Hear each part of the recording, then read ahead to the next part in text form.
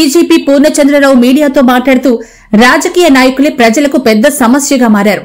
వారి కులాలకే నాయకులుగా పనిచేసే పరిస్థితి. 2 కుటుంబాల్లోని మహిళల గురించే చర్చలు జరుగుతున్నాయి. మిగిలిన వారు మహిళలు కాదా? ప్రజల దృష్టిని వాళ్ల వైపే పళ్లిస్తున్నారు. ఉత్తరాంధ్రలో అత్యధిక శాతం బీసీలు మాత్రమే ఉన్నారు. కానీ కమ్మారెడ్డిలకు 10% రిజర్వేషన్లు ఇచ్చుకున్నారు. కమ్మ నాయకుల మాటలే ఉత్తరాంధ్రను చెల్లుతోంది. షేకులకు అమ్మాయిల్ని అమ్ముతున్నట్లు అదానికి విశాఖ స్టీల్ ప్లాంట్ అమ్ముతున్నారు. కమ్మరాజు ఎంపీ భరత్ దీని గురించి ఏం పట్టించుకోవడమే లేదు. టీడీపీ రాష్ట్ర అధ్యక్షుడు పల్లా శ్రీనివాస్ యాదవ్ కాబట్టి ఆయన మాట చెల్లుబాటు కావడం లేదు. కమ్మ రెడ్డిల ఉత్తరాంధ్ర అయిపోయింది. కమ్మ వ్యక్తి శ్రీకాకుళంలో ఎమ్మెల్యే ఎట్లా అయిపోయాడు? రాష్ట్రంలో 35 మంది కమ్మ ఎమ్మెల్యేలు, 32 మంది ఎమ్మెల్యేలు ఉన్నారు.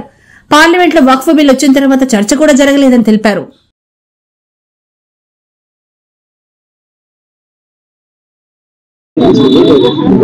జ్యోతిబా పూలే జయంతి రోజున రాష్ట్ర వ్యాప్తంగా బీసీలకు 52% రిజర్వేషన్లు ఇవ్వాలని బహుజన్ సమాజ్ పార్టీ ఉద్యమం చేపట్టింది, ధర్నాలు చేపట్టింది. అందులో భాగంగా ఈరోజు నేను వైజాగ్లో పార్టిసిపేట్ చేశాను. 52% రిజర్వేషన్ కావాలని అడగటంలో దానికి సరైన ఆధారాలతో ఉండి అడుగుతున్నాం.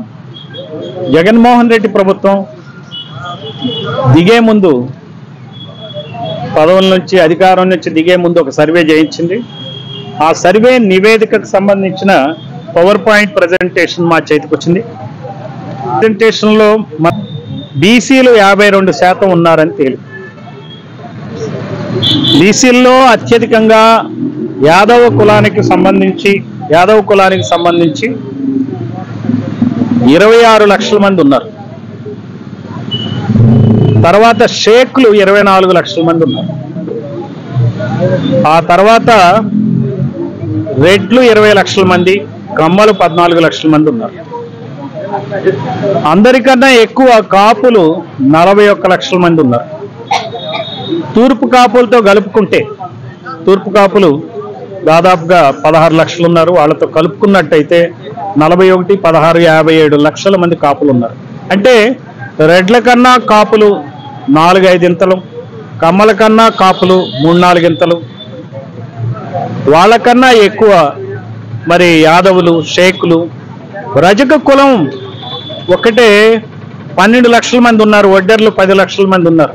వడ్డెర్ల సరే ఎమ్మెల్యేలు మళ్ళీ వీళ్ళ బీసీలు చూస్తే చాలా చాలా తక్కువ ఉన్నారు. కమ్మారెడ్డి ఎమ్మెల్యేలు ఇప్పటి వరకు 32 + 35 67 మంది ఉన్నారు. బీసీ ఎమ్మెల్యేలు కేవలం 40 మంది ఉన్నారు. సో ఈ విషయాన్ని ప్రజలకు తెలియజెప్పాలి. చట్టసభల్లో 52% బీసీలకు రిజర్వేషన్ సాధించాలి. అప్పుడే ప్రభుత్వ పాలసీలు బీసీలకు అనుగుణంగా వస్తాయి. మరి చట్టసభల్లో కావాలా, స్థానిక సంస్థల్లో కావాలా, ఉద్యోగాల్లో కావాలా, తర్వాత విద్యలో కూడా కావాలి. ఇది 10% కమ్మారెడ్లకి రిజర్వేషన్ ఇచ్చుకున్నప్పుడు వాళ్ళ జనాభా 8-9% కన్నా తక్కువ ఉన్నప్పుడు బీసీలకు 52% ఎందుకు ఎవరు? కమ్మారెడ్డి కులాలు 2 పాలక కులాలు, వాళ్లే ముఖ్యమంత్రి కులాలు. ఏది చూసినా వాళ్లే ఉంటారు. బిలియనీర్స్ కానీ మిలియనీర్స్ కానీ ఆ కులాల నుంచే ఉంటారు. వాళ్లే రిజర్వేషన్లు తీసుకున్నప్పుడు మరి 52% ఉన్న బీసీలకు 20